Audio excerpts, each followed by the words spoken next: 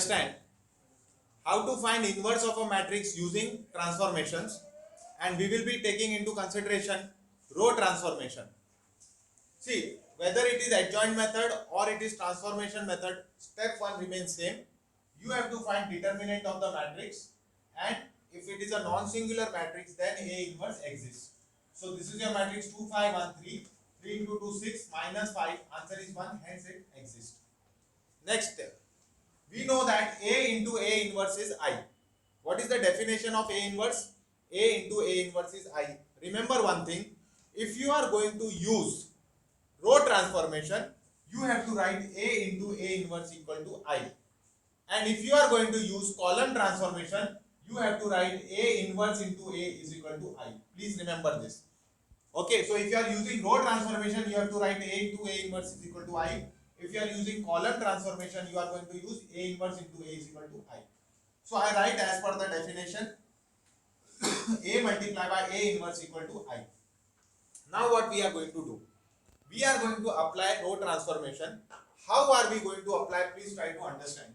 Whatever matrix is there, suppose there is A, B, C and D. What I am supposed to do in this matrix, I want to convert this matrix into 1, 0, 0, 1. I want to convert this matrix into 1, 0, 0, 1. So what will be my logic? First I will convert this first element into 1. Then using this 1, I will convert this into 0. Then I will make this element as 1. And using this, I will make this as 0. So it will be first 1, then here 0, then here 1, then here 0.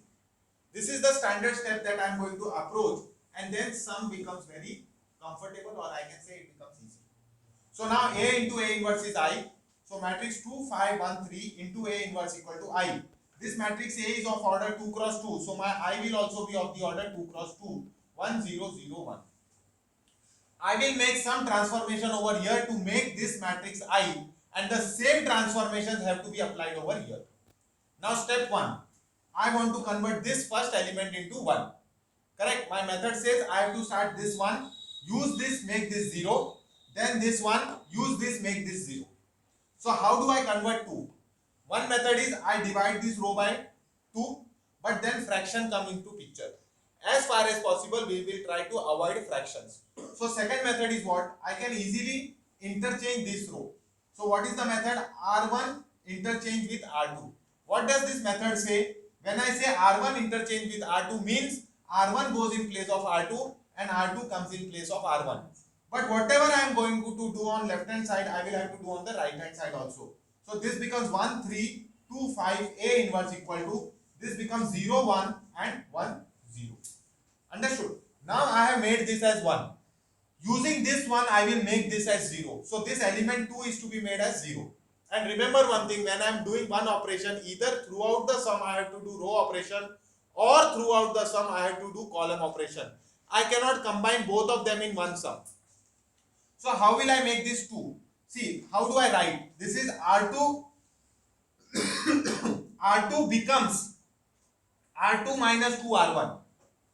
R2 becomes R2 minus 2 R1. What does this mean? My R2 will change. So my R1 remains same. So I will first write R1. What is my R1 now? 1, 3. So I will write 1 and 3 only. What is R2 minus 2 R1? So R2 is 2 minus 2 R1. Yani it will be 2 minus 2. So answer will become 0. My R2 is changing. Here it is 5. 5 minus 2 into 3. So 5 minus 6, it is minus 1. A inverse. This is equal to. Same operations will be here only. So R1 will remain same. 0, 1. What is R2 formula? R2 minus twice R1. 1 minus 2 times of 0. 1 minus 0, answer is 1. And this is 0 minus 2 times of 1. So 0 minus 2, answer is minus 2. So this is, I have made this 1. I have made this 0. Now I will make this element as 1. So what is the method to make this element? Easiest method is multiply R2 by minus 1. Always remember one thing. This 1 and this 0, you have converted into 1 and 0. So whatever steps you are doing next, please ensure that they do not get changed. If I multiply R2 by minus 1, 0 into minus 1 will remain 0 only. and nothing is going to happen to 1. So I will do R2 into minus 1. So if I do R2 is equal to, R2 becomes minus 1 into R2. So this is 1, 3. 0 into minus 1 is 0. Minus 1 into 1 will become 1. Same thing will happen here also. So minus 1, this is 1. 1 into minus 1 will become minus 1. And minus 2 into minus 1 will become plus 2. So now I have achieved this step also. Next is using this one, I have to make this as 0. So what it will be? R1 changes to R1 minus 3 times R2. If I subtract 3 times R2 from R1, I will get this 0. That is what I want to do. So I will apply this operation. So what R1 is changing? R2 remains same, 0, 1. What will happen to R1? R1 becomes 1 minus 3 times 0. So 1 minus 3 times 0 is nothing but 1. And 3 minus 3 times 1. 3 minus 3 times 1 becomes 0. So this matrix becomes 1, 0, 0, 1 into A inverse is equal to same operation over here. R1 is changing. So first I will write minus 1, 2. Then I will start operations on R1. It will be what? 0 minus 3 times of minus 1. Minus 3 into minus 1 is plus 3. Correct? So it will be 0 plus 3. Answer is 3. And this is 1 minus 3 times of 2. So 1 minus 6 is minus 5. Got it? So now I have made this as identity matrix. So this is I into A inverse. This is this.